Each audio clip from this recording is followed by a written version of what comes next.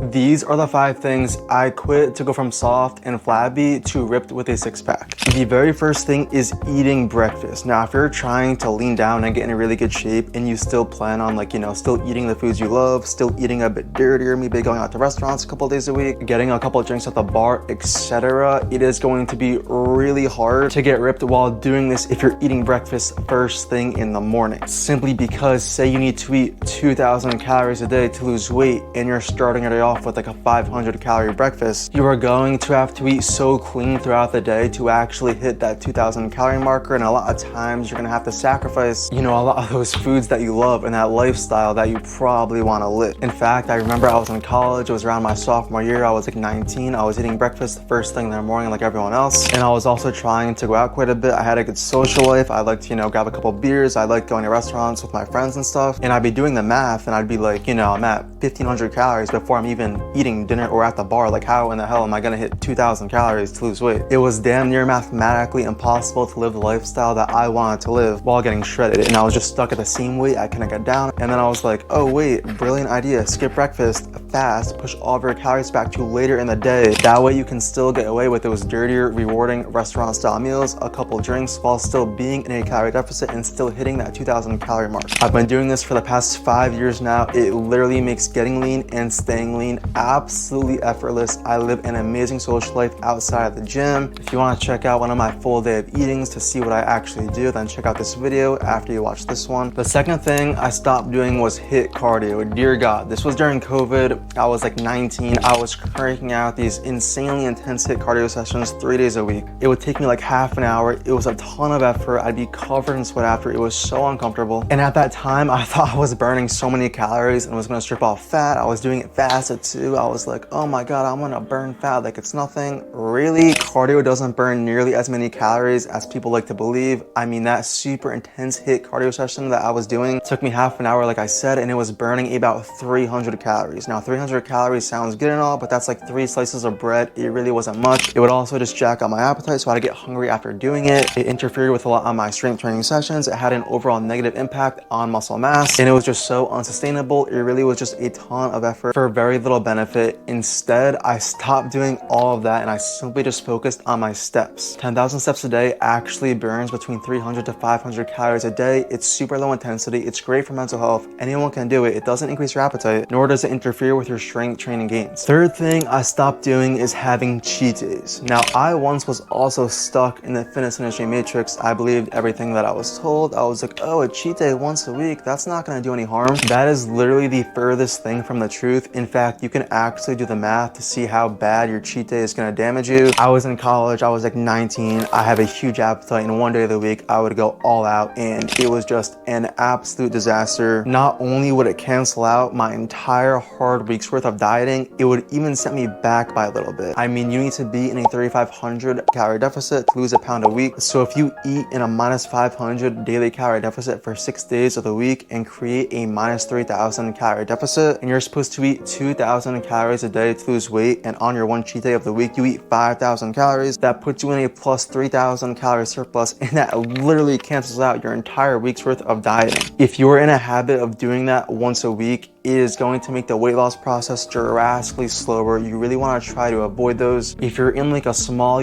plus 300, even a plus 500 calorie surplus once a week, that's fine. But if you're having an all-out cheat day where you're just eating like anything in sight, that can easily get to so many calories, and that is going to do so much damage if you're trying to lean down and get shredded. I really can't emphasize that enough. I would recommend having one cheat meal a week, or if you want to have an all-out cheat day, that's fine, but do it once a month. That would only be like 12 cheat days in a year. That's fine, but if you're doing it once a week, good luck getting shredded, especially when you're already pretty lean and trying to get even leaner. The fourth thing I stopped doing was tracking macros. Now, I was like a macro freak. I would track my calories, protein, fats, and carbs literally every single day. Now, to be completely honest with you, it's a total waste of time, because the only thing that actually matters if you're trying to get shredded is your calories and your protein intake. You need to be in a calorie deficit to actually lose weight and lose enough body fat percentage to actually, get shredded. So you absolutely have to hit your calories, and you're gonna wanna hit your protein intake too. Technically, if you just wanna lose weight, you don't really have to hit your protein intake, but if you wanna maintain your muscle and actually, you know, look shredded, if you wanna like lose body fat while maintaining muscle mass, then you're gonna have to hit your protein intake too. But hitting your carbs and fats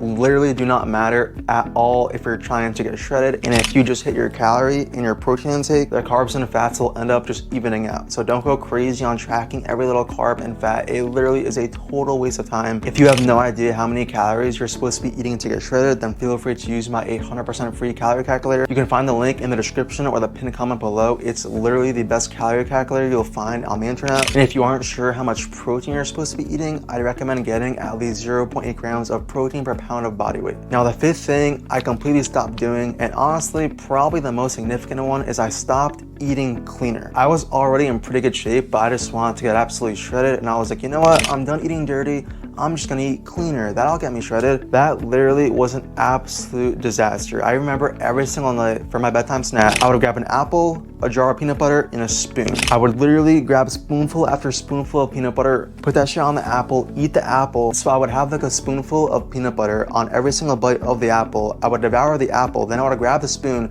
stick it in the jar of peanut butter after I ate the apple, and I would just eat peanut butter out the jar for like 10 minutes because I was like, oh, peanut butter is a healthy food. This will help me lose weight. And the reality is that although peanut butter is a healthy food and has good nutrients, it is so high in calories. It's literally probably the most calorie dense food on planet Earth. One spoonful of peanut butter is 100 calories. So despite me eating clean, I was still taking in like 1,500 calories in like 20 minutes because I was brainwashed into thinking that peanut butter was a healthy, magical weight loss food. Another perfect example of this is nuts. I was like, oh, if I replace my cabinet of chips with nuts, I'll lose weight because nuts are healthy. A handful of nuts is like 100 calories. Honestly, you might even be better off eating chips than nuts for weight loss. Nuts are so calorie dense, all right? Just because they're a healthy food and have good nutrients doesn't mean that they're a good weight loss food. Weight loss is simply a calorie gain. So I completely just stopped focusing on eating cleaner, and instead I put all of that energy into just simply knowing how many calories I need to eat to be in a calorie deficit and lose weight, and just hitting that many calories every single day. Whether those calories come from pizza,